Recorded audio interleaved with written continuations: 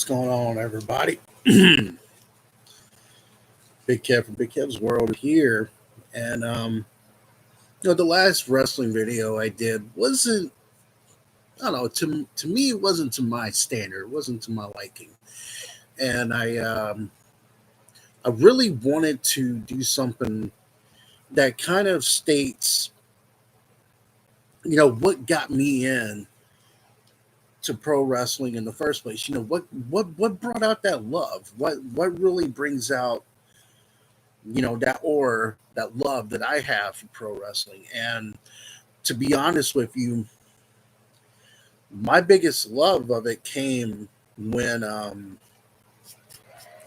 say I had to be about 3 or 4 years old.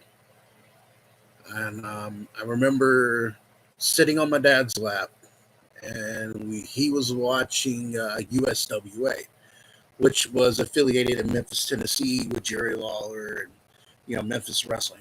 Um, that was the first thing I got a chance to watch. Then we started watching NWA. I got to see the Funks, Ric Flair. Um, I got a chance to see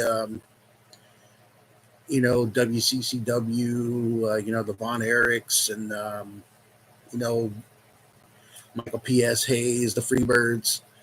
But what really got me into it was when I got to watch WWF, the golden era, as they call it. Um, I became a real big fan of WWF at the time. I got to see larger than life characters. I remember my parents telling me a story about how they got to see Andre the Giant live at the Municipal Auditorium here in Nashville. And they tell me he was fighting the Sheik, not Iron Sheik, but the Sheik. And they were fighting all over the arena. And when I heard the story that my grandfather took my uncles to a wrestling show, and he got into a little altercation with Joto, who's a Japanese wrestler. And my grandfather was a big man, 6'4", 200-pound guy, and he was about ready to fight this Japanese wrestler. And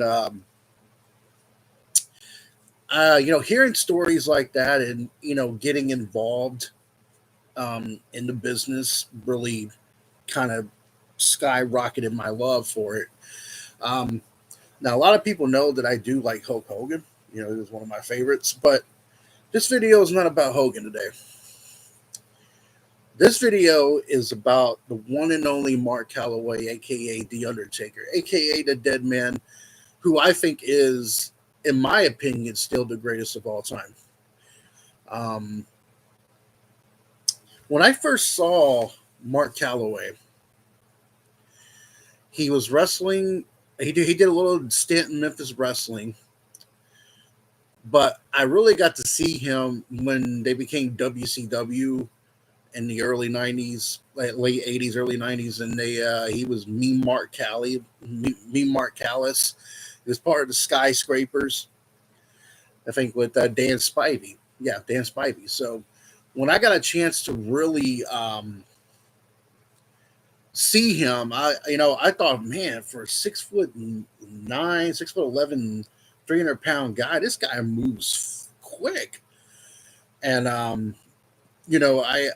was like, I said to myself then as a kid that he was going to be a star, but I thought he was going to be a star in WCW. But then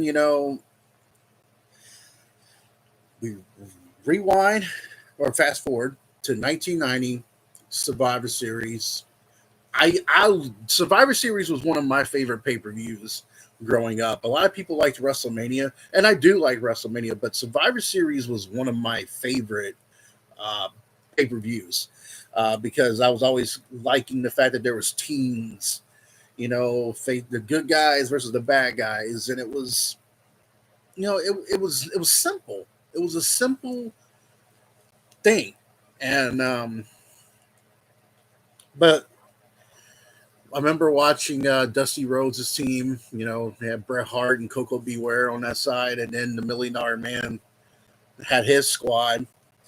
and he goes, "I give you the Undertaker." And then Undertaker walks out there with Brother Love, which is Bruce Pritchard, walks out.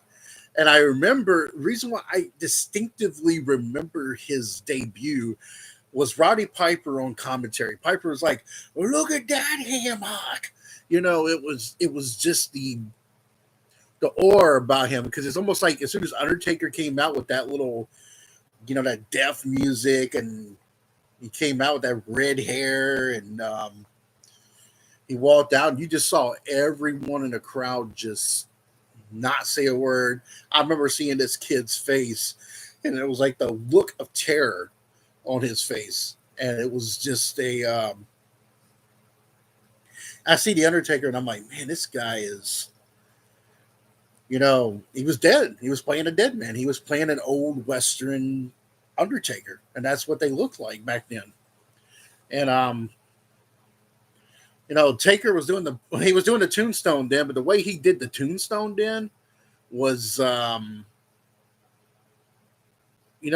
pretty awkward. It was an awkward looking tombstone, but he made short work of a bunch of people in that match. But the more I got into watching the Undertaker decided Brother Love was on the Brother Love show. He introduced Paul Bearer, Percy Pringle. God rest his soul. I love Percy. Oh yes, my Undertaker. I mean, you gotta love Percy, and so Paul Bearer comes in. I thought was the perfect piece to the Undertaker. He comes out like with that white face, the black mustache, the black hair. Comes out with him. The Undertaker has his 1991 has his first ever WrestleMania match against WWE Hall of Famer Jimmy Snuka, Superfly Jimmy Snuka, and Undertaker made short work of him. But also, this is around the time that Undertaker was eyeballing the Ultimate Warrior, and oh my gosh, that feud between Undertaker and Warrior in '91 was I know the WWE at the time was PG, but some of the stuff that they did was crazy. I remember watching Saturday morning, watching WWF Superstars. And I remember Ultimate Warrior came to the funeral parlor that Paul Bearer had a little show, and Warrior shows up. Undertaker attacks him from behind, hits him with the urn, and they put the Warrior in a casket, and you could hear them lock it.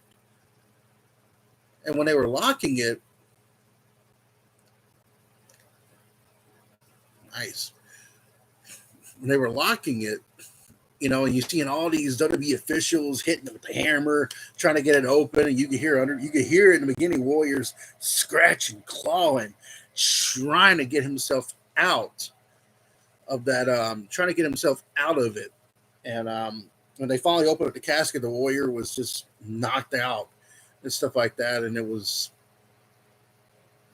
a scary thing, because people started making up little things like, hey, did the Warrior die?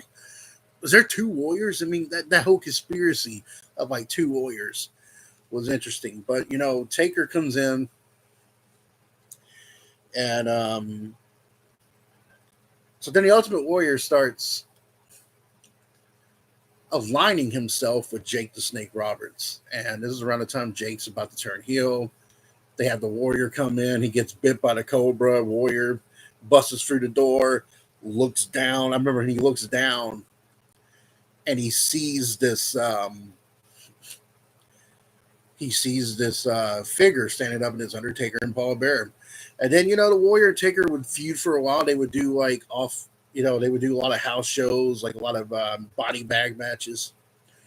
And the one thing about Taker back then that I loved was the fact that he would, he would walk slow, but it was that burst of speed that he would do when he would do that flying clothesline. It was like, wow, you see this guy walking slow, and then boom, quick. And that to me was just, him walking on the ropes and stuff like that. You saw that a little bit in WCW because there was some times he did walk on the ropes when he was being Mark Callis. But man, then it came to a point where Taker turns face, and I remember that Saturday night's main event. Macho Man and Miss Elizabeth were coming through the curtain. Jake Roberts had a chair. Undertaker grabs the chair from him. So then Jake Roberts on the WWF Superstars comes on to the funeral parlor, has a question for the Undertaker, and he wants to know what side are you on. Undertaker's like, not yours. And Jake Roberts being a really good villain, and Jake Roberts was great on the mic. He was great in the ring and everything like that. I have tremendous respect for Jake. Him passing, fighting his demons and everything, I think it's magnificent. But what I really liked about that segment was Undertaker had his hand in the casket, and then Jake Roberts shuts it, and then he keeps hitting Undertaker with a steel chair, and then Taker's over there following him, dragging the the casket with his hand stuck in it. I thought that was like one of the coolest scenes. And I thought, wow, there is no way Taker can get cooler. But I started following him more and more. And at the time when you're a kid, you don't understand it. So you're kind of like, wait a minute. So this is when the time Warrior's back. You're like, wow, wait a minute, Taker Warrior. I had this old VHS. If any of y'all ever collected them, they were called WWE Coliseum videos, WWF Coliseum videos. And I remember having this one where it was Taker and Ultimate Warrior as a tag team, I think, versus the Berserker and Papa Shango, which most of y'all now know is the Godfather. He was the Godfather. So that was an interesting thing because I was like, wait a minute, these two guys hate each other. Why are they being a team? And, I remember my dad explained it to me. He's like, look, it's a storyline. They were bad, but now they're good. Undertaker's on that good side, Warriors on the good side. And, he helped me understand and explain it to me and make me understand that this is fine. And then, Taker went on, I remember SummerSlam 92 in front of 80,000 plus in London. And that was one of the greatest matches too between Bret Hart and British Bulldog for the Intercontinental Championship. I still remember that one. But what I loved about it was the Undertaker came out with this little black hearse thing, and he's just almost like, and it was just how Kamala would act to it. I remember Undertaker used to do those little skits where he's making the casket for Kamala, and one time Kamala did a couple splashes on him, and then Paul Bearer went like that to the ring, and Undertaker stood up, and Kamala's like, and it was just the coolest little thing. And then, I remember Undertaker's first WWF title run with Hulk Hogan, and that was hard for me because at the time I loved them both. So it was kind of like, man, how do we get to there? This is around 91 Survivor Series. Hogan, Undertaker, Hogan. I remember Undertaker talks about the story now because Taker didn't do interviews much then. But he talks about the interview now. He talks about when him and he talked about that Survivor Series in particular. Hogan came up to him and was like, "Hey, brother, don't hurt me. That tombstone, I got a bad neck and stuff." And even I can say that the two tombstones that he took in Survivor Series, Hogan's head did not even touch the ground. But, Hogan hulked up from the first one. Ric Flair comes out with that old NWA WCW championship because Ric Flair left WCW at that time. He wanted to be the real world's champion, with against Hogan. And So he basically puts a chair under the ring. He puts a chair in the ring, and Undertaker tombstones Hogan on the chair. 1, 2, 3. And a couple of days later, they did, the Texas Showdown, and Hogan ends up getting the belt back by throwing ashes from the urn, rolls up Undertaker, and then President Jack Tunney switches it around, does the Royal Rumble, and that's where Ric Flair wins the WWF Championship.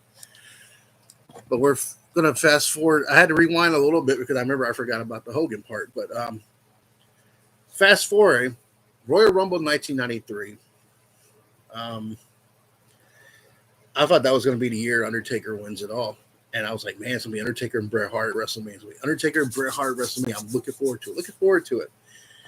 No, here comes Harvey Whippleman, and this guy used to wrestle in WCW called Elegante, but the Giant Gonzalez comes out with this. The costume, I mean, is still horrible to this day. Comes out with all this like brown fur on him and like a fake nude suit on with like abs, and it was horrible. And I remember Taker talking about a story last year where he was like, Vince wanted to put, when he saw Giant Gonzalez, he was like, "You're going to put me with him, aren't you?" He's like, "Yep." And it was one of those things where you're like, wow. And then, to go into the match at WrestleMania 9, I felt like it was one of the worst Undertaker matches in all of his WrestleMania thing. Wasn't not Mark's fault, not Taker's fault at all. Um, so they disqualify Giant Gonzalez for using chloroform on Undertaker. Undertaker comes back out, but what was cool about Undertaker's entrance, he had that little chariot with that vulture or whatever vulture that was hanging right there. I thought it was badass. That was cool. Then we go into SummerSlam 93. The rest of peace match. Undertaker beats him. Finally ends the Giant Gonzalez. So then we go to Survivor Series 93. Lex Luger and the Steiners are looking for a tag. They had Tatanka as their partner for Survivor Series, but then Tatanka got hurt. But Luke Braga, I forgot what his name was, but he had those little fighting gloves, and he was from a different country and stuff. And so then Yokozuna had his team. They were called the Foreign Fanatics, and I remember it was WWF Superstars. Luger comes out with the Steiners, Rick and Scott, and says they have a partner. And then you hear that boom. Taker comes out with Paul Bearer. Taker decides to join, and then Taker opens up his jacket with that American flag symbol on his jacket, which I thought was legendary. It was cool. And that to me right there was So we go into the Villette. You find out that Taker and Yokozuna for the WWF Championship Royal Rumble 94 casket match. So at that time, you saw those casket matches. Taker's won a bunch of them now. So you're thinking, wow, Undertaker's going to win the belt. At that time, you didn't know that Taker was going through an injury at that point. Not until later on when you get into the dirt sheets and you finally read up online and see interviews, you finally find out that Taker was hurting. But I thought what was cool about was Taker was making the casket. I remember that one skit, he went, ho, ho, ho. It was just so then the Royal Rumble 94 hits, and Taker puts Yokozuna in the casket, and all of a sudden you start seeing Crush come out and start attacking him, and then Undertaker fights back, and then you saw these two like Fatu and some of the Samoan guys comes in, and then Japanese wrestler comes in, and Bam Bam comes in, Adam Bomb comes in, Diesel, Kevin Nash comes in, Jeff Jarrett. And Undertaker's picking up that bucket and starts hitting people with it and start fighting left and right. Yokozuna knocks Paul Bearer down, takes the urn, they hit Undertaker, and they start doing all these splashes on Undertaker. And then they roll Undertaker into the casket. They shut the door. Bam Bam Bigelow lays on the casket. Yokozuna music hits. They're all celebrating, pushing that casket down, and all of a sudden the lights turn off, and then the casket starts having this green smoke come out of it. And then, as a kid, I was petrified. I was scared. I couldn't sleep for a couple of days after that. I mean, like I really wouldn't sleep with the light off, and I'm being serious with that because as a kid, you see that you're like, man, you see Undertaker talking in a casket. And I'm like, wow, he's talking in a casket here. And he's like, look, I will not rest in peace. And then the lightning strikes, and then you see Undertaker ascend in the arena. And then, you wonder, wow, is Taker coming back? So then they do the whole Leslie Nielsen thing. And then, Ted DiBiase claims that he's the one that brought Undertaker here from Survivor Series 1990, comes in with it. And you see Undertaker wrestles like the Undertaker, but it was Brian Lee. At the time, you didn't know it was Brian Lee. You're taught. They're teaching you to think, hey, that's Undertaker. Paul Bearer comes around and goes, that's not the Undertaker, because this Undertaker was controlled by money. The old Undertaker was controlled by the urn. And so I remember when they finally had the fake Undertaker choke Paul Bearer. It was at the Heartbreak Kid, Shawn Michaels' little talk showed, and the lights went out, and you hear Undertaker's voice. And then SummerSlam '94 happens. The Undertaker versus the Undertaker. And then when he comes out and with the new music and that big giant urn with Paul Bearer had the lights going out in the United Center in Chicago, which in my opinion got a bigger reaction to CM Punk, but that's just my opinion. So at the time, though, you saw Taker come out, and I remember Vince McMahon was going, now that's the Undertaker. He comes out, now he's wearing purple, black and purple, like the default picture in here. I actually dig the black and purple. I thought it was, I still love the old school black and gray Undertaker, but the black and purple is cool. He went through a feuds with Bundy, with Kamala, Kama, Godfather, Papa Shango. Went through a couple of those, and then I thought one of the best feuds I thought he had there was WrestleMania 12. Him and Diesel, Kevin Nash. I thought those two big men put on a really good match. Even though the main event was the Iron Man match between Shawn Michaels and Bret Hart, how they built, how Kevin Nash got pissed because Undertaker got announced to have that title shot at the Royal Rumble. And Undertaker had Bret beat. Tombstone had him beat. Kevin Nash screwed him. Not once, but twice. And then he comes back, and Diesel has that cage match with Bret Hart, has Bret Hart beat. Undertaker comes from the ring, grabs him, pulls him down. But that match at WrestleMania was physical. It was real hard-hitting physicality, and I enjoyed that. So the next night on Raw is when Mick Foley debuted as the crazy, deranged, psycho Mankind, and which we've never seen this happen to Undertaker. He does the mandible claw, and you see and Undertaker, knocks Undertaker out, has all this foam coming out of Undertaker's mouth, and so for that time, Undertaker starts feuding with him, and then they had him face Goldust for the Intercontinental title. Dustin Reynolds talks about the story about how he kind of pissed off Mark by going in there one time while Undertaker was down on the ground. He kind of grabbed Undertaker by the crotch, and I remember that. This is around the time Goldust had that sexuality, you didn't really know about it. So,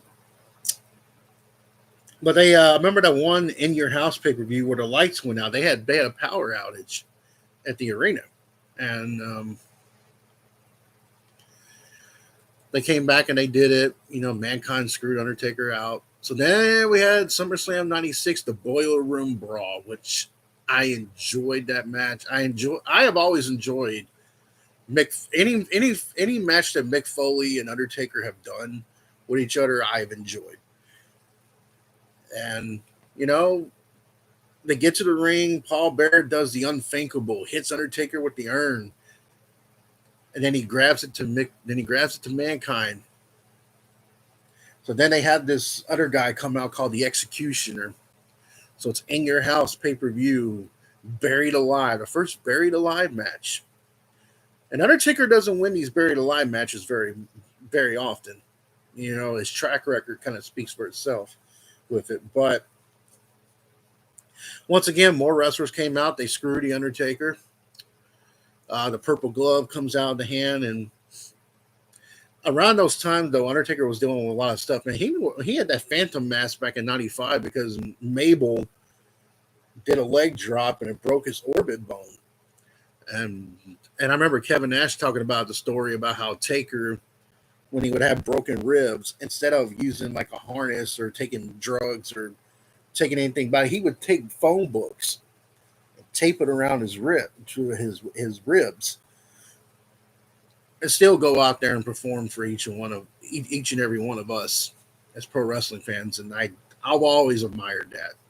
The fact that he went out there, put his life, his body on the line, that's something you don't get. And so Undertaker comes back, Survivor Series 96, with that gothic look, comes out with that bat thing.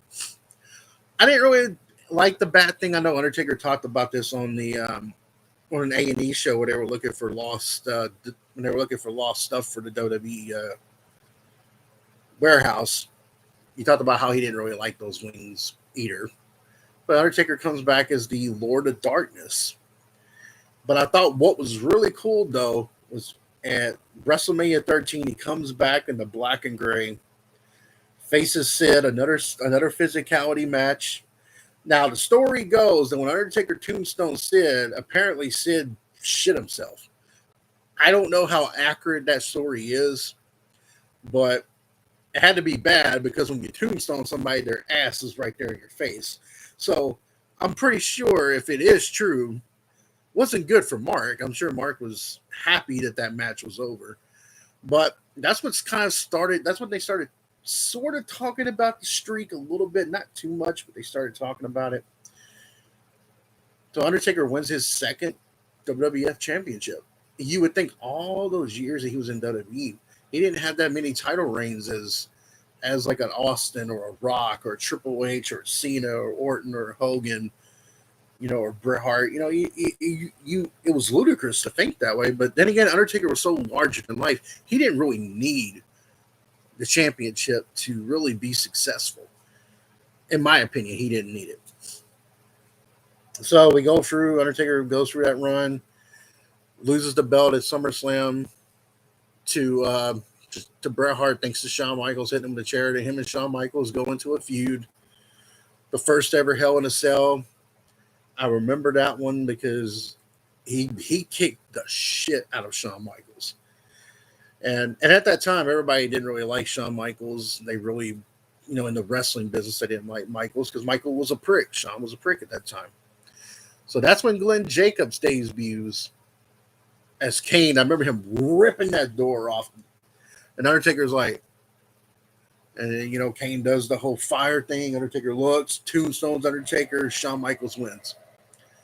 So Paul Bearer finally talks about the story about how he had an affair with Undertaker's mom, and that was Kane, and Undertaker set the house on fire that accidentally burnt his brother, and Kane had to thing like that. So, then the Royal Rumble hits, casket match again, Taker and Michaels.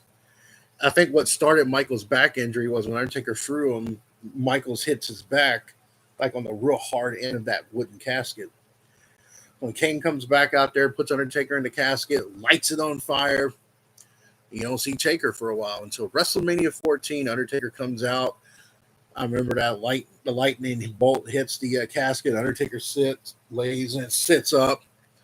It says he will walk through hell to fight Kane, and Kane throws that fire. Undertaker walks right through the fire. WrestleMania 14 was a big physicality match. I loved it. It was, but then they did the very first ever Inferno match, which was creative. I mean, it was very creative. Undertaker got the victory, put Kane on fire. And then around that time, Undertaker starts feuding with Austin.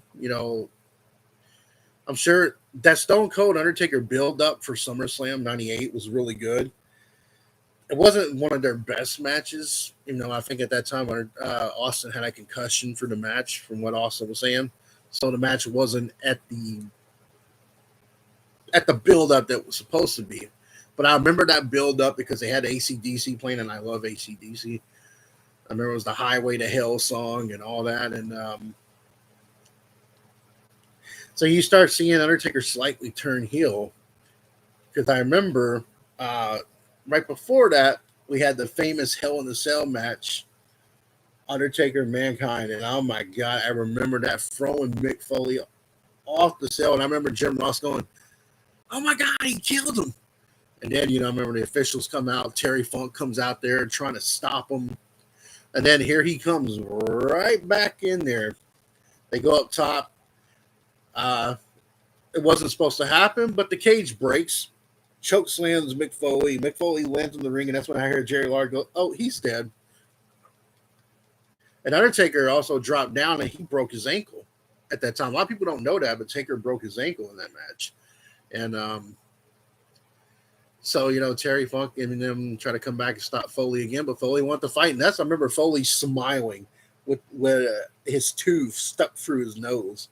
It was like, and then later on, Kane won the WWF Championship to Austin because of the first blood match. And, Taker accidentally hit, we thought accidentally hits Austin, but, Austin wins the belt back the next night.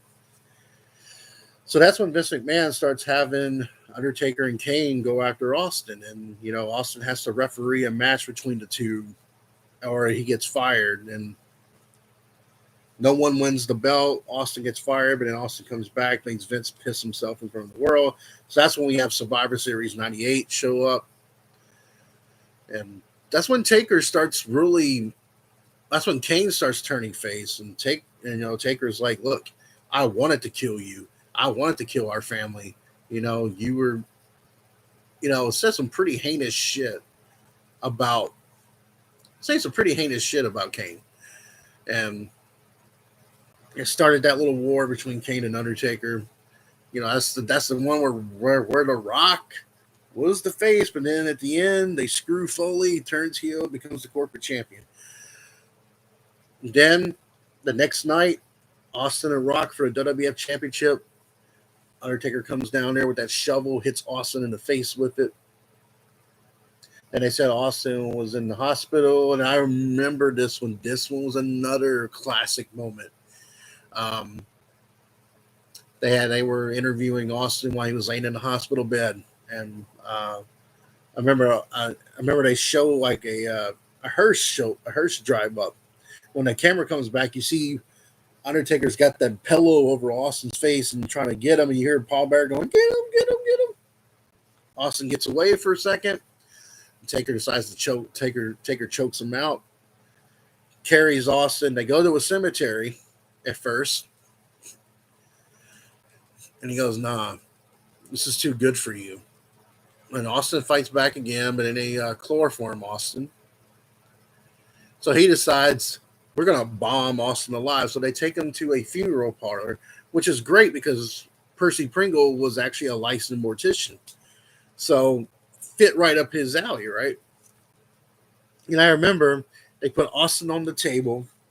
They cut his shirt, rip it off. You can still see the little suction cups from the hospital still on his chest. That's when we start seeing more of the ministry Undertaker, because he was like, "Lata, nonne, diende." And Paul Bearer was even scared of him at that point. And then Kane comes in, spoils it. Austin gets away. And they have their buried alive match. Kane helps Undertaker. They bury alive Undertaker, so you don't see Taker for a while. And then Taker comes back. right before WrestleMania 15, and I remembered he was sitting on the throne. Had Midian, who was part of the Godwins, and I remember Undertaker taking that knife, cutting his wrist, making that guy drink his blood, and the guy was, Midian was convulsing. Undertaker creates the ministry, and then go to WrestleMania 15, Hell in a Cell, Big Boss Man beats Big Boss Man and ends up hanging him from the damn Hell in a Cell. And then if you think that Taker couldn't do even worse, kidnaps Stephanie, puts a burning symbol in the McMahon's yard, puts Austin on top of his symbol, kind of like how they do with Jesus Christ on the cross. That Taker was evil, man. The Ministry Undertaker was evil, but he was badass. Though he didn't have no beard. He just had a goatee that just hung right here. And I like the little matches he had with Big Show and little feud he had with The Rock a little bit. And Taker won the championship again during that moment, and Austin won it back. So then, Taker and Big Show starts teaming up at SummerSlam. They face X-Pac and Kane for the tag titles. And then I remember Undertaker was going through a groin injury, and they were getting close to the Survivor Series before, the whole famous incident where Austin gets run over with a car because of his neck. I remember Taker comes out wearing a bandana and just having sunglasses on, and he basically told McMahon he quits. So Undertaker goes and gets his groin issue taken care of. But while he's training for it, he ends up tearing his bicep, which sets back his return more. So he misses WrestleMania 16. We go into 2000. He shows up at Judgment Day when the little girls are going. You hear Kid Rock's American Badass, which is a great ass song, even though I love the Metallica version of it too. But the Kid Rock song comes on. Taker comes in that motorcycle and just gets Road Dogg, gets Shane, beats X-Pac. Shawn Michaels is the referee of that match. It was the Iron Man match between The Rock and Triple H. Rock and Triple H had a great feud back then, I thought. And Shawn Michaels. Now here's where it gets a little tricky because Undertaker's got Triple H on the shoulder. Shawn's telling him no, no, no. But before he tombstones Triple H, you can go back and watch it, Judgment Day 2000. When Undertaker goes for the tombstone, it hits Triple H with it. Before he hits him with it, the time went out. The time ringer went gone. But Shawn disqualified him anyways. So Undertaker comes back on Raw, helps out The Rock again. Takes out the takes out the corporation in DX. And he comes back on SmackDown. Vince has got these cops. Undertaker comes out and says he signed a big fat contract, but it was from Linda McMahon. And then later on, he was fighting Road Dogg, and they were jumping on Taker. Rock returns the favor, comes and helps Undertaker. So during that time, Undertaker was the American Badass. We got to see him. Him and Kane had that feud at SummerSlam. Kane thought Undertaker lost his way. That's one of the reasons why they had that feud. And then they teamed up again to create the Brothers of Destruction. That's when he had the Dead Man Inc. on. And Undertaker had that hell of a match at WrestleMania 17 with Triple H. Even though they had three, that was a hell of a match at WrestleMania 17. That's when Undertaker started coming out with the Limp Bizkits rolling. He was still the American Badass, had the Dead Man Inc. on his tights, and that's when the whole WCW invasion with the ECW happened. And from what I heard, Taker really didn't like Diamond Dallas Page. Didn't like the whole stalker angle because at that time Undertaker was married to his second wife, Sarah. They did a stalker angle. Undertaker beat the shit out of DDP, let's be honest. And I love Diamond Dallas Page. Diamond Dallas Page is one of my favorites in WCW. So it was, again, for me, it was hard because I also like Stone Cold. So anytime Austin and Undertaker fought each other, I was conflicted. I was very conflicted with it. But Taker again reinvents himself. And I remember after the invasion angle ends, he comes out. Kurt Angle and Vince are picking on Jim Ross on Raw. Undertaker comes out, you know, turns on Jim Ross, and Undertaker becomes Big Evil. And he starts having a different theme song, beats Ric Flair at WrestleMania, which I thought was a really good match. It wasn't a bad match. It wasn't the best match in the world, but it was a good match. And you know, it was really cool to see Arn Anderson do the spine buster in the match. But Taker goes in, throws up the 10 sign, so he's 10-0 at this point. And then Taker goes in, faces Austin for the number one contendership at Backlash, beats Austin because of Ric Flair. Then he goes into the Triple H Hulk Hogan match, interferes, gets Hogan the win.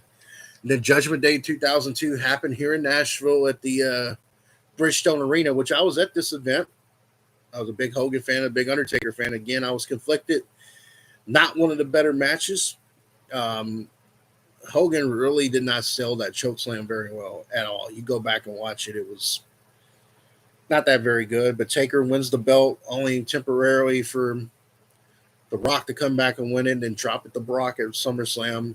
So at that time, after SummerSlam, Undertaker starts doing this feud with Brock Lesnar. And that was physical as can be. Remember, Undertaker won the first match by disqualification. Then they had the second one in Hell in a Cell, and he breaks Undertaker's hand. And Taker's starting to turn face, so then Taker kind of disappears for a little bit. Comes back in 2003 at the Royal Rumble. I remember it came down to Kane, Undertaker, Batista, and Brock Lesnar. Lesnar won, went to go face Kurt Angle. Now Taker, at this time, still had the little American flag, still riding the motorcycle, still had the Limp Bizkit. Limp Bizkit played live at WrestleMania 19 for him. He was supposed to team up with Nathan Jones to face Big Show and Albert. But Undertaker goes in there, gets the handicap match, wins it. So then we start seeing a little bit of the difference of the Undertaker. Undertaker starts feuding with Vince, starts helping Stephanie during SmackDown. That was one of the coolest times to watch SmackDown in 2002 to 2003. I loved it because they had Eddie Guerrero, they had Kurt Angle, Undertaker, Brock Lesnar, Chris Benoit, a few of those guys. So I loved SmackDown at that time, and Edge was on there too. So Taker comes in. Him and Vince have that match, Survivor Series, Buried Alive, and Undertaker's. But what was cool about that was Undertaker does his promo while wearing the West Coast Chopper stuff, while being the American Badass. He goes inside a cemetery. It says, "I haven't been here in a very long time." And what's up, Postum? But yeah, when I saw that with Taker was one of the reasons why I got into pro wrestling. I watched Mark's career from afar. I remember he was in the Texas part of it. I remember watching him in USWA when he went to WCW and then to now. So when Kane comes in and screws Undertaker, we go into WrestleMania 20. When Paul Bearer showed up, I was marking out, but you could tell Paul Bearer wasn't really healthy at the time. But he comes back with the urn. Taker comes out. But this time, Undertaker's changed his ring style to like how he was. He has the gloves now like he was an American Badass. So he changes his style a little bit, comes out with the leather coat and the jacket. I wish he would have kind of... That's right, he was Texas Red there. Now, one thing I loved about him in that particular part was I was hoping he would come back with the black and gray, but it was cool. Taker come in, had a couple of good matches with Booker T and a few with the Dudleys where Paul Heyman had Paul Bearer in this little cement thing, and Undertaker's like, you know what, you're a weakness. Pours the cement on Paul Bearer, and Taker went after the championship for a while against JBL. We go into WrestleMania 21, has that really good match with Randy Orton, and Undertaker starts feuding with Orton throughout the whole entire 2005. Um, really didn't like the fact that Cowboy Bob Orton had hepatitis, I think B or C, and I think Taker was a little worried about that because. But it was cool to see Cowboy Bob Orton with the little cast on his hand, and Taker gets past that, has one of his best matches at the Royal Rumble 2006. He has this real good clinic with Kurt Angle that I enjoyed that one. Then they had the Chicago WrestleMania 22 beats Mark Henry in the casket match. So during that time, you were thinking, "Wow, what's Taker going to be doing?" Then Taker and Kane were fighting Mr. Kennedy and MVP. I don't know if many of y'all remember Mr. Kennedy, Mr. Anderson. I liked him. I thought he had the best, really good charisma, really good on the mic. I thought he was great. I mean, I thought even when Mr. Anderson went to TNA, I actually liked Mr. Anderson.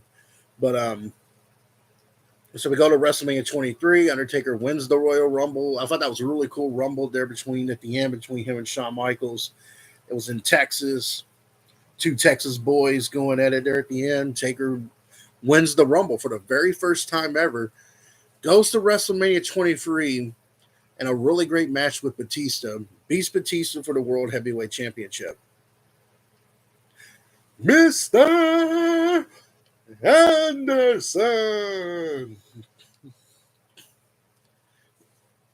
So yeah, to go into that one, Undertaker ends up hurting himself. The title has to go off of him. So Undertaker comes back, gets into one of the best WrestleMania matches I liked with him was him and Edge. WrestleMania 24 beats Edge for the world title. Then Undertaker loses it, goes back and faces Punk. He's in this feud with Vicky Guerrero, tombstones her. And then Undertaker starts using a little bit of a UFC move. He uses the Hell's Gate, which basically you put someone's neck on the leg right here, and you just kind of wrench like that. You have your leg crossed there. So it was cool that Undertaker started bringing in some mixed martial arts things to the product. I think Undertaker was one of the very first people to do it. In my opinion, he was one of the very first to do it. He goes and beats everybody's little fanboy CM Punk. Beats CM Punk for the world title. So at this point, though, you realize Undertaker really hasn't had that many title matches. That's exactly what I was talking about earlier. The feud with the Ultimate Warrior. I mean, even though it was PG back then, even back then for that standard, it was PG. They did some stuff, man, especially that's WWF Superstars. Putting the Warrior in the casket and shutting it and everything. I remember that. And I still remember this day. I think I have it on VHS somewhere still. I remember somewhere. I know I have a lot of VHS tapes somewhere in this facility somewhere. But that I need to put on DVD, obviously. But yeah, it was that feud between him and the Warrior was just you don't see stuff like that anymore. You don't see stuff like that anymore. And that was realistic. But I think I actually liked the Undertaker's Big Evil song "You're Gonna Pay" in 2003. I thought that was a good one of his. So we go in the deeper in the Undertaker career. Undertaker starts wrestling a couple of people.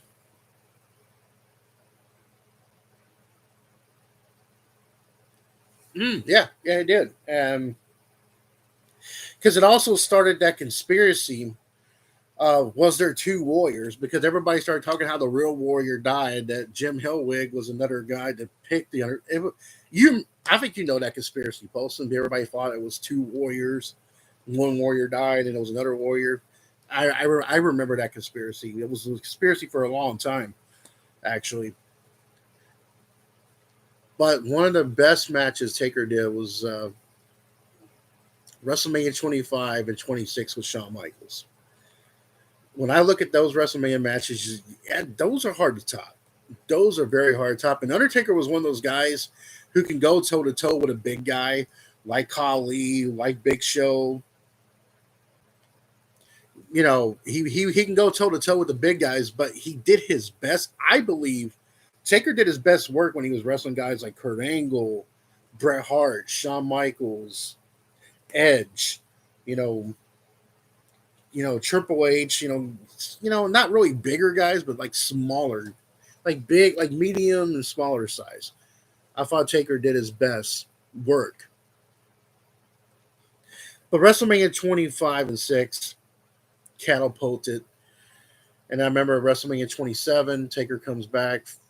And I loved how they did that storyline. Like Undertaker beats Shawn Michaels, and Shawn Michaels comes back and like, look, I'll put my career on the line. And that was the year where Undertaker went to Elimination Chamber match and caught on fire. You can go back and look on the video. His best work was with Kane. I like the storyline between him and Kane. I do. But I remember Undertaker caught on fire in that Elimination Chamber match, and Shawn comes in, screws him out of the match. So then we go to WrestleMania 26. He ends Shawn's career. So then Triple H comes back. I remember this. I remember the 2011. They had the house with the trench coat. And this is around the time that Sting was supposed to leave TNA and come to WWF. I think at the time WWE was talking to Sting. Everybody thinking, oh, we're going to see Sting and Taker. And I think that's what they were planning on, is Sting and Taker at WrestleMania 27.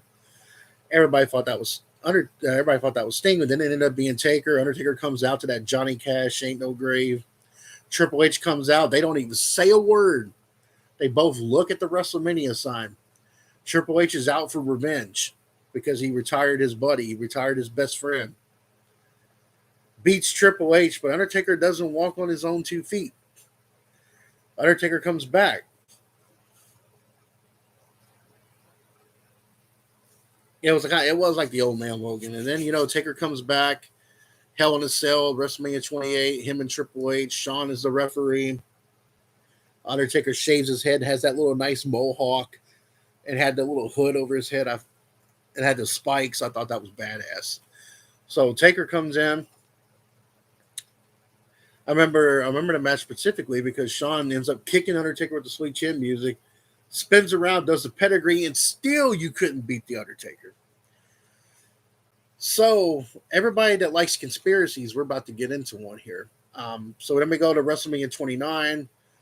This is around the time that Percy. I love Percy Pringle. If any of y'all have never seen Percy Pringle, aka Paul Bearer's work, I'm not just talking about WWF, but if you go back and watch some of Percy's work, Percy was awesome. A good dude, good person. Percy was great. Oh, yes. Well, I remember at the time Punk was feuding with Undertaker. He had Paul Heyman with him.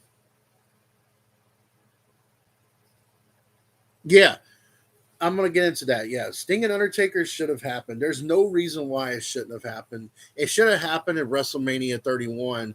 Instead of Sting and Triple H, it should have been Undertaker and Sting. I think we all in the wrestling community can agree that match should have happened, no matter what. No matter if Taker should have left WWF. William Moody was a legend. Percy was a legend. Yeah, I mean, Percy in the other parts, Paul Bearer, William Moody. And he was actually a mortician, a licensed mortician. I mean, how cool was that? But I remember they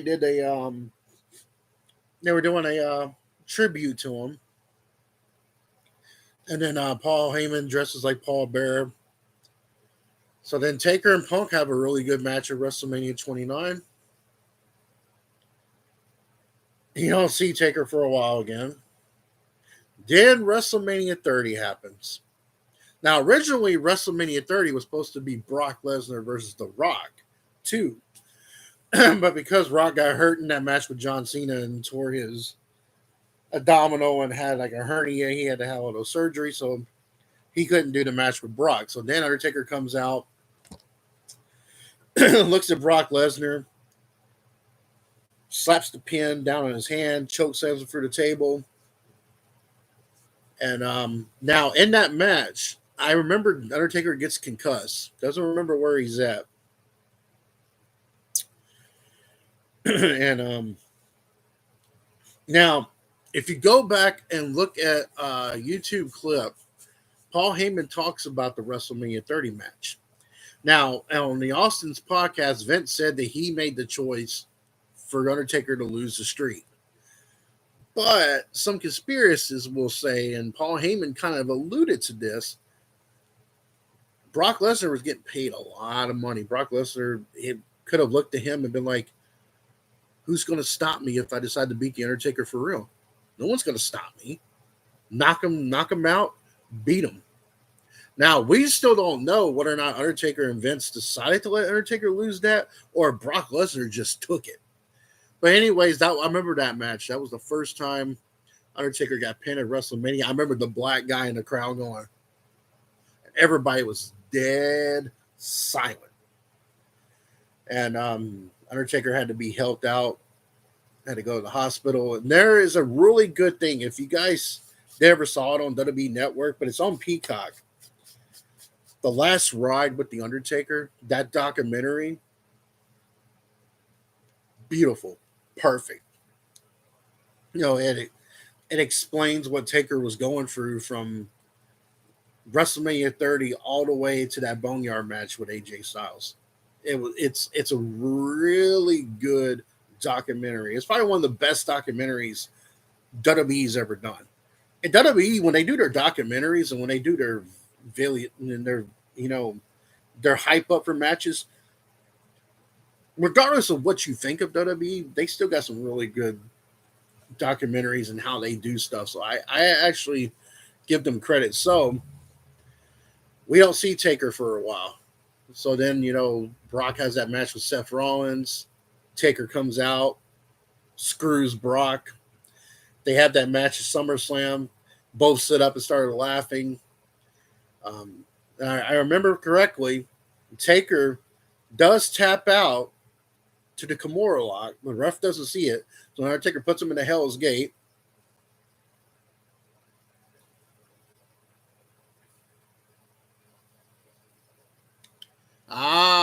That kind of explains it. But yeah, I know.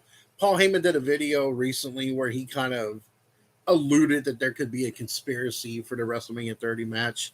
I mean, I don't know. I mean, it is what it is. But that right there makes more sense to me that it was a planned triple threat. That makes more sense. But we go into there, Taker ends up doing another match with Brock. And then the Wyatt family comes in, takes The Undertaker, takes Kane. So then we have a Survivor Series 2015, the Wyatt family versus the Brothers of Destruction. And WWE dropped the ball with the Wyatt family. I thought the Wyatt family could have been. To be honest with you, I always thought that Rosemary would have been a perfect Sister Abigail. I just think that her putting if Bray Wyatt was to go to Impact Wrestling and you put Bray Wyatt with Rosemary, done. I mean, I'm right there watching it at that point. That would be awesome, amazing to do that. So they beat the Wyatts. So we don't see Taker for a while. And I think it was. Then we had the WrestleMania match with him and Roman Reigns. Taker comes back, has that little showdown with Brock and Goldberg in the ring, which I thought was cool. Then they had the Royal Rumble, and Taker and Goldberg finally had their little stiff. He eliminates Goldberg. Roman Reigns eliminates him at the end. They did. They pushed Daniel Bryan at the expense of the Shield and the Wyatts. I agree with that. Because the Shield and the Wyatts were red hot at that point. That was a real dumb move by WWE at that point. I mean, I can go on a tangent about how many dumb moves they've made over there. So just so you know, we're not all hating on AEW all the time, there, folks. I mean, but We go into that WrestleMania match. Undertaker's got a real bad hip, and it talks about it in the documentary. He's hurting. He wasn't at his best. You can tell Taker's overweight. He hasn't trained, and he felt horrible because he gave us in his eyes, he gave us a shit match. Taker, I don't think Taker ever expected to be in the business for this long. I think he just loved it so much. It's one of those things where you do something for so long, your body's telling you no, but your heart and your mind's telling you yes.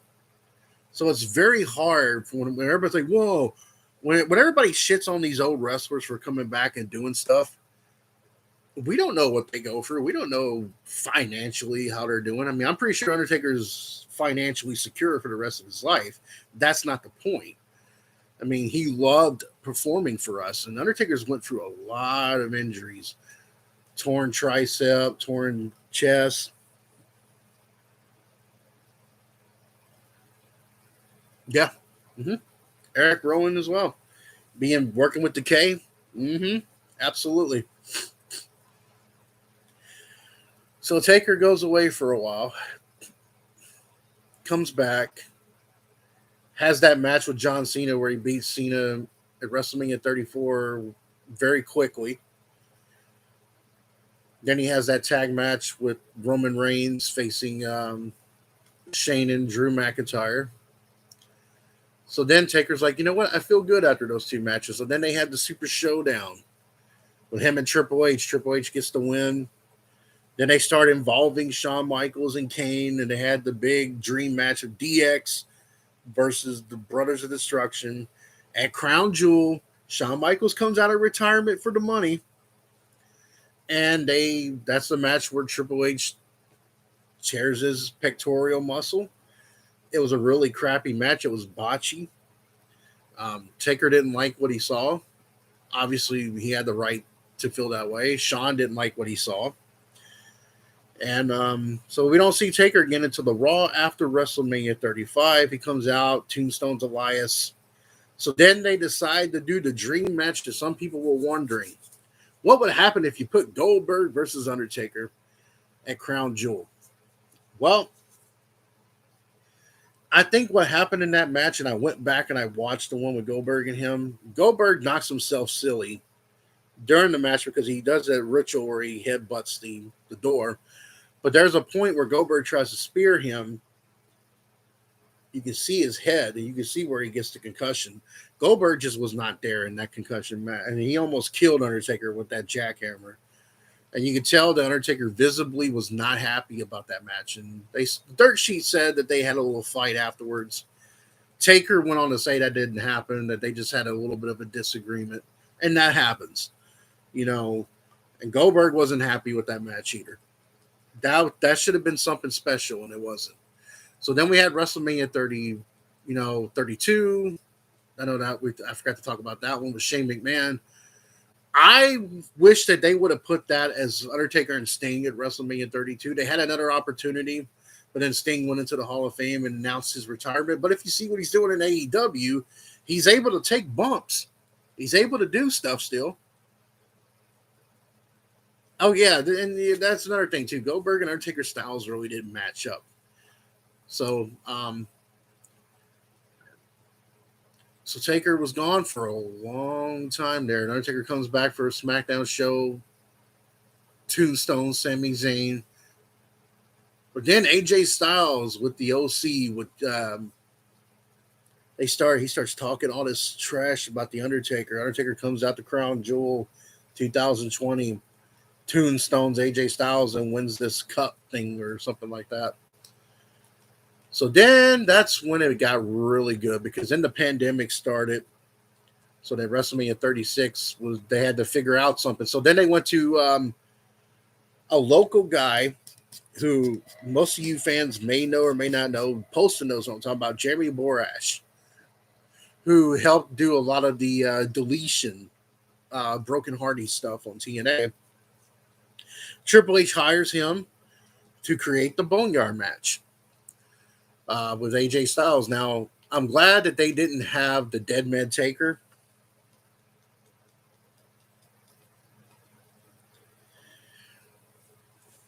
They didn't have the Dead Man Taker. They had the what you call a hybrid. This the Taker you saw at WrestleMania 36 was a hybrid of all. He had the Trinity as he called it. Taker comes out, does that really cool promo because AJ Styles is talking about his wife Michelle McCool.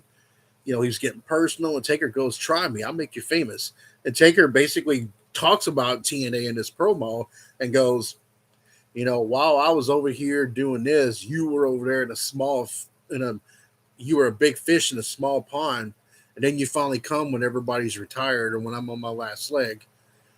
And that boneyard match between AJ and Undertaker was great. I loved it. It was a good way to end it.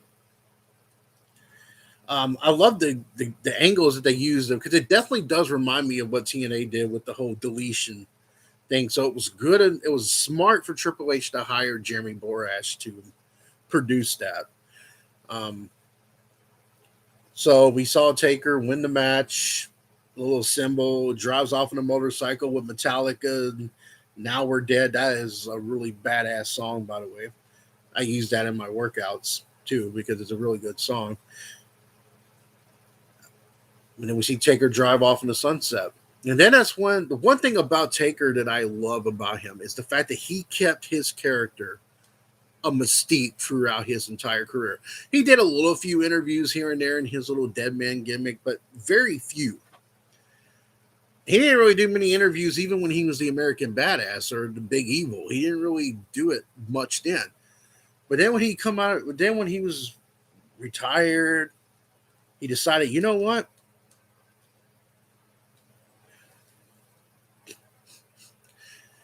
Yeah, Jimmy Borash doesn't get a lot of credit in the wrestling world, and he should. Um, I actually like that deletion match with Matt Hardy and Bray Wyatt that was on Raw. I thought that was a pretty cool thing. I know Vince wasn't a fan of it, but I thought that was a really cool one too. I like cinematic matches, and I actually think, and yes, AEW fans, I'm going to give credit that Darby Allin Sting cinematic match that they had with Taz's crew was cool too. I like that one as well. I thought that was a pretty cool cinematic match. So I'm giving AEW credit right there. So you see, not everything is bad on that side. But I kind of had tears in my eyes when I saw that last Taker match because I kind of knew it was going to be the end. And then when I watched the documentary and at the that last episode, he said, "Yeah, this is it for me. I can't do this anymore." And it was cool that they did a Survivor Series thing last year where they had all of his former opponents come out and they did a thing with the Undertaker. That was Undertaker's way of saying goodbye. But Undertaker did show up for Crown Jewel this year. To why they use Undertaker to introduce Pitbull is beyond me. I don't know why they did that, but Texas is going to be in Dallas, Texas next year at WrestleMania, and I have a feeling that Undertaker is going to be in the Hall of Fame next year. I got that feeling the Undertaker is going to be in the Hall of Fame next year in Texas, and if he's not, that's a crying shame because that's where he's from. That's where he's born and raised. Is in Texas. He's a Texas boy. So I feel like he's going to be in the Hall of Fame this next year coming up. If he's not, it's a crying shame. And Undertaker's a very good professional. The one thing about Taker I liked is that he was able to reinvent himself. He goes and does the black and gray Undertaker, switches into the black and purple, then goes into like a gothic looking Undertaker, then goes to a Lord of Darkness, just switches into the Ministry, and goes to an American Badass, to Big Evil, back to the Dead Man, kind of like a Dead Man Big Evil hybrid, then goes strictly into the Dead Man part, and then goes back into a Trinity thing. So Taker's always been able to reinvent himself.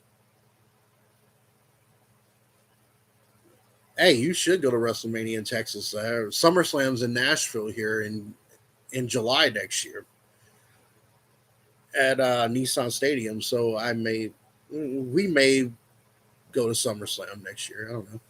We'll see. If it's in the plans, it's in the plans. I've never been to a WrestleMania. I probably should go. I got some. As you can see, I got friends in Texas. I got two couple people I play Red Dead with that lives in Texas. Steven's in Texas. Travis is in Texas. Polston's in Texas. I mean, maybe I should go to WrestleMania to go to Texas. I don't know. I mean, I know tickets are on sale now, but it would really be cool. I never got a chance to meet the Undertaker. I know he had a house here in Tennessee for a while.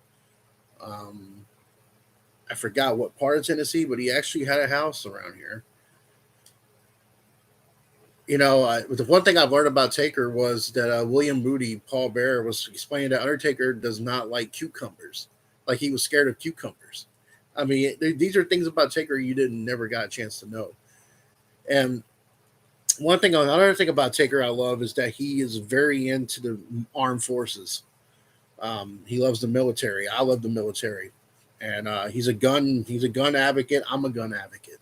You know, I I support guns. I support that Second Amendment, and and Taker supports that Second Amendment, and he loves bikes. I love bikes. I love motorcycles, and how Taker said how he came up with his Undertaker character was he watched some horror films like Michael Myers and Jason, and that's how he kind of came up with it, with the whole setup thing. And because Michael Myers did do it first in 1978 where he set up and everything, so um, he came up with that idea. There's a show on A&E that came on last year. I don't know if it's going to come on this season or not, but where they're going to find like lost items of these wrestlers. But Undertaker goes inside his storage unit and he finds the black and purple jacket that he wore back from '94 to '96, and it was really cool to see him with that on the episode. But let me know in the comments down below, what was your favorite version of the Undertaker. Um, now Undertaker and Sting did wrestle each other one time in WCW, but that was in Mean Mark Callis and Sting, and it wasn't. I don't think it was a TV show. It wasn't a TV wrestling.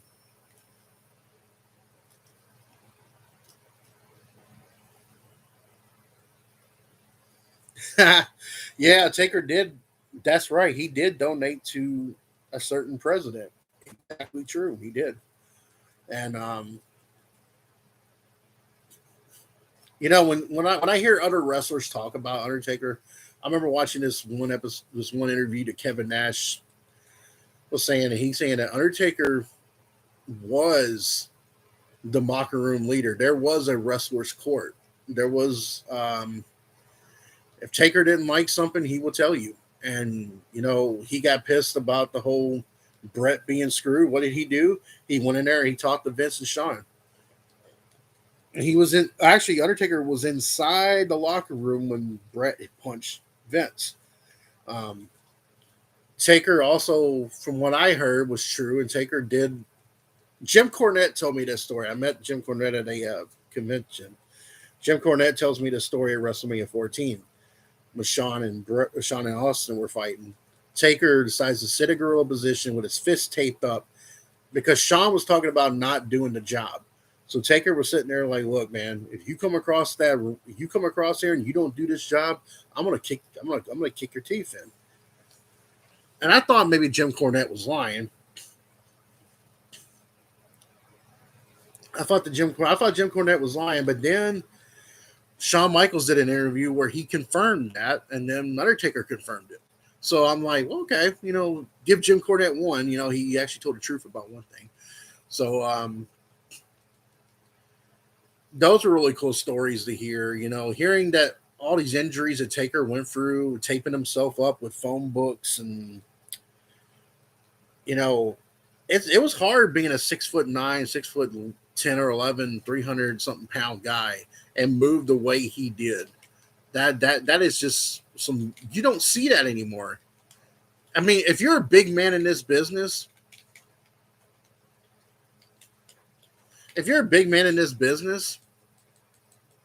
and you don't watch an Undertaker video,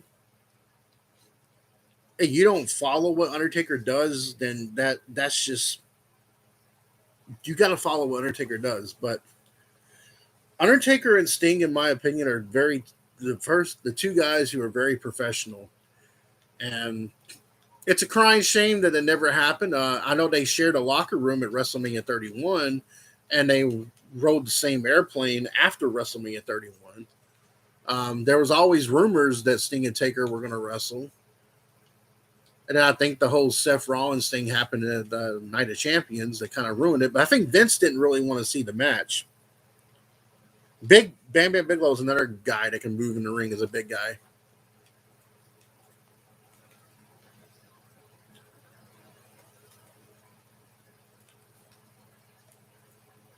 And so yeah, that's another guy that there. But yeah, it's a crying shame that the Sting and Undertaker didn't happen. Um, Now Kevin Nash let something out of the bag. Now the one thing I loved about Undertaker that he was loyal to Vince and didn't cross over back to WCW during the Monday Night Wars. But Kevin Nash said there was one point that he talked to Taker on the phone about Taker coming to WCW as Mark Calloway, but still having the American Badass gimmick, but just being himself.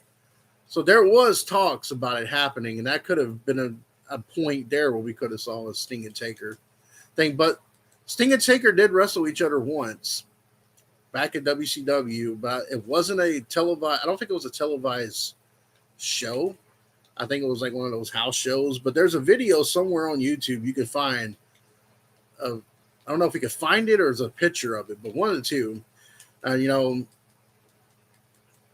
Taker's one of those guys who's very professional. Whether or not you screw him or not, he still would wrestle you. He would still do business, and that's how this is. You know, I remember when the Undertaker was supposed to be a part of Starcast, and Vince was like, "Nope, you ain't gonna be a part of no Starcast. You ain't gonna be a part of no AEW event." Yeah, Undertaker and Mankind's feud took it to a whole nother level. We will never, ever, ever see a Hell in a Cell match like that again. That was just some crazy. But you got to give it up to Foley and you got to give it up to Foley and Mark. They both put their bodies on the line, for us and to entertain us and stuff like that. And you know, Undertaker helped solidify the WWF because Undertaker was in a. You got to think about it. Undertaker was in. He comes in around the time that you had Warrior and Hogan and Macho Man and all those big names, and then he was stuck. And the new generation from '94 to '96, he was stuck. It was him, Nash, Hall, Shawn Michaels, and Bret Hart with that new generation. So he was kind of, the wrestling wasn't great then. It was not great then. And they always put Undertaker with these horrible big guys. Now, another WrestleMania match that I liked was WrestleMania 31 between him and Bray Wyatt. I thought that was cool, but I wish that they would have waited and done that match later and then let that be Undertaker's last match. Because the reason why I said that, because it would have been cool to see Bray Wyatt be the one to break the streak and be the new guy. But apparently that didn't. Of course, that didn't happen. So, but anyway, I think what I'm going to do is I'm going to wrap this up here, and I'm just going to tell everybody that Survivor Series is this Sunday. Every time I think about Survivor Series, I always think about Undertaker. I remember him.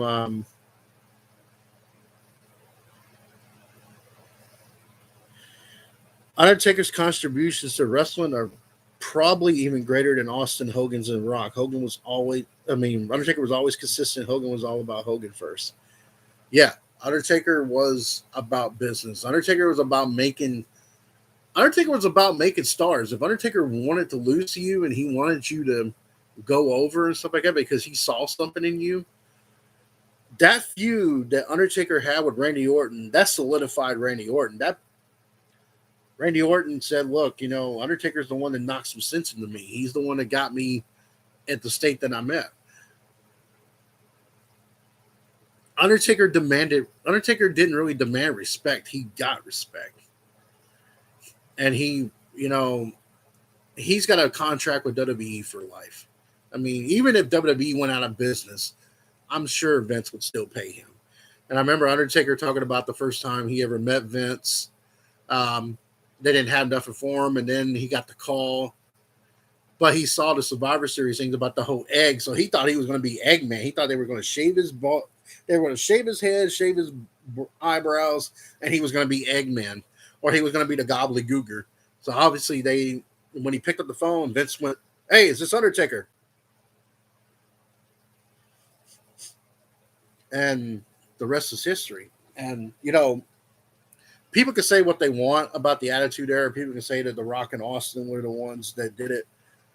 But Undertaker's the one that stayed consistent throughout the whole thing. Undertaker went from the good, the bad, and the ugly of this business. And Undertaker, I remember JBL used to say Undertaker's that last outlaw, that John Wayne character. And that to me he does. Undertaker's like that last outlaw. He's that last guy that we'll never see anybody like Undertaker ever again.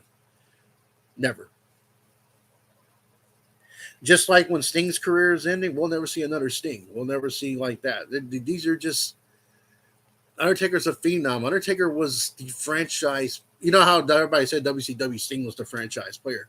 Undertaker was the franchise player of WWF during that Monday Night War.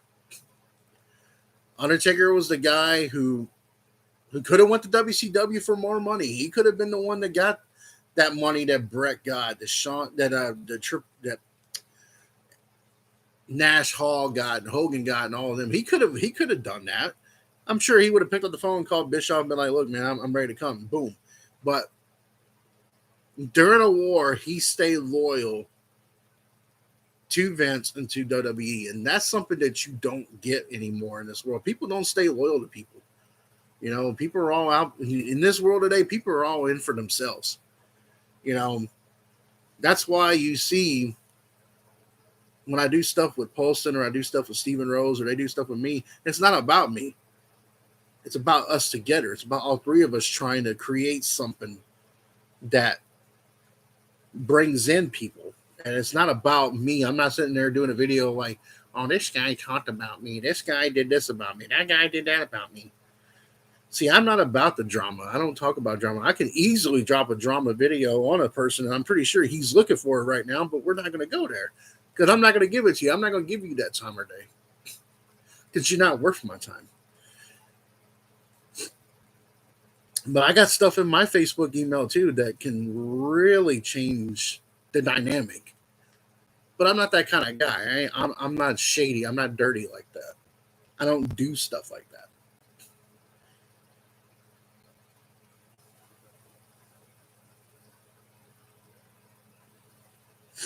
That would have been funny with the Brodus Clay part, yeah. But yeah. See, that's one thing about me is I'm not the guy that's going to come on here. You come on my channel, I'm not going to sit there and do these little videos where I'm talking shit about people and stuff like that because it's an internet. It's like when am I ever going to see these people in real life, or like when am I actually? It's everything's an opinion. People can watch a video with me posting and Travis and Steven and Noob and all of them. You can watch it together and be like, "Well, I don't agree with them." That's cool. That's your right. Don't agree.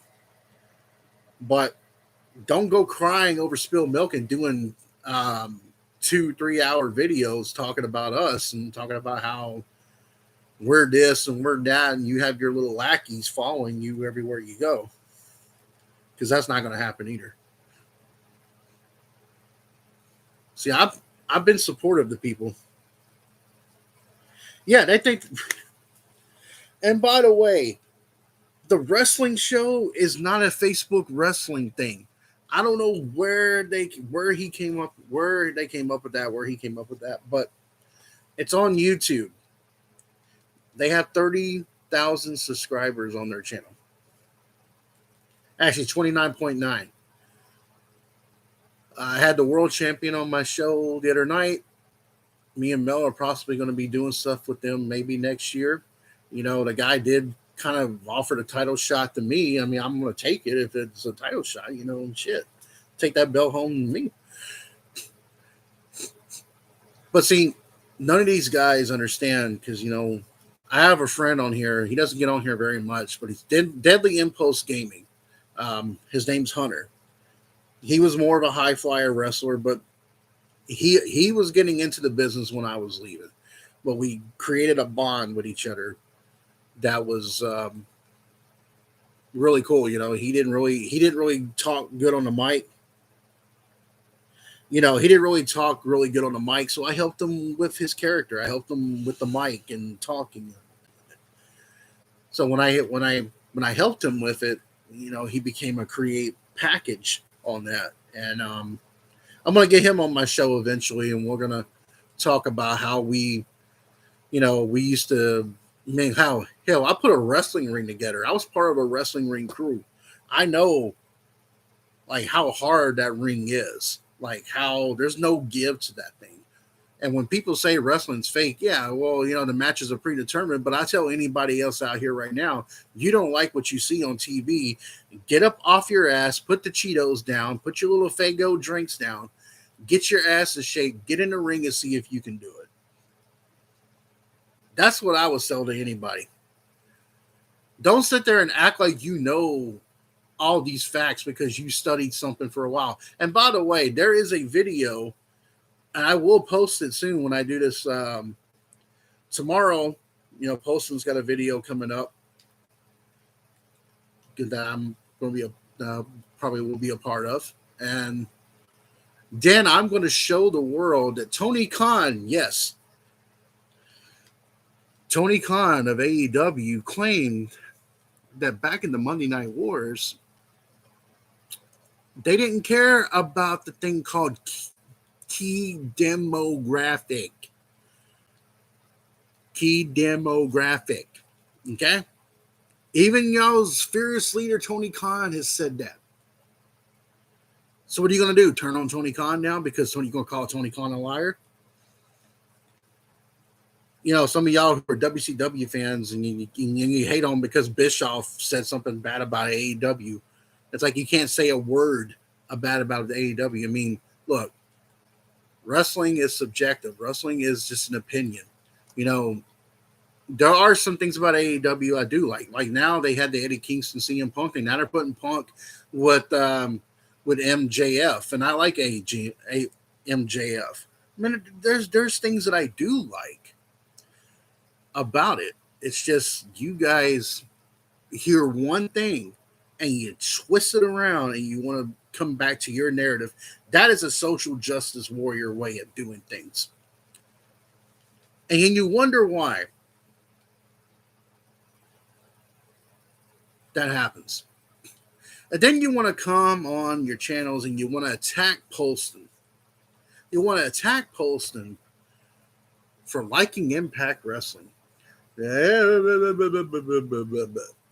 Look, not many people that has streaming devices or has cable has access TV. Sometimes you have to purchase access TV. Except for Duke, yeah. Except, here's the thing. Access TV, it's very hard to get. Sometimes you have to pay extra to get that on cable. You can get TBS and TNT, but you can't get access TV. Some people have to buy access TV. Now, lucky for me, I have a streaming device where I can see Impact Wrestling on a thing, so I can actually watch Impact if I want to. But like Andre Colbill said, why can't we just agree to disagree? You guys like AEW. That's fine. That's fine. Go watch AEW. Go watch overselling, high-flying, botch city bullshit. Where people like even the guy I had on my show, Nate the Effing Great, said the one thing about AEW he does not like is the fact that they had the false finishes way too much. And that is the problem with wrestling. It's a problem in WWE as well. Every wrestler's trying to do their thing. And that's the problem. But we'll get more into that some other time because, here's the thing. I have never said a word about people. I don't talk about people. I don't say a word about people. But they love putting me in their mouth when they talk and do videos. You might want to watch what you do.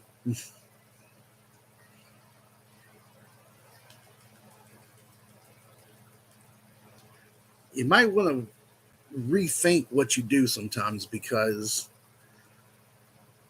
showing emails of people, yeah, that could come back and bite you. It's not a threat. That's just me telling you that there's some things that I got too. So let's just call it as it is. You guys like AEW, that's fine. That's perfect. You guys like wrestling. You want to see competition. I'm all for that. Cool. Whatever. But if Poston has a different opinion and if I have a different opinion, fuck off. There. I said it. Fuck off. You don't like what he's saying? Then don't watch his shit. You don't like what I'm saying? Don't watch my shit. I barely watch what y'all do. Even barely. I don't even really watch it at all. But anyways, at the end, anybody sees this Undertaker video later, tell me which Undertaker you like, which version of the Undertaker you like. I'm Big Kev from Big Kev's World. I welcome you to my world. But how long can you live in it?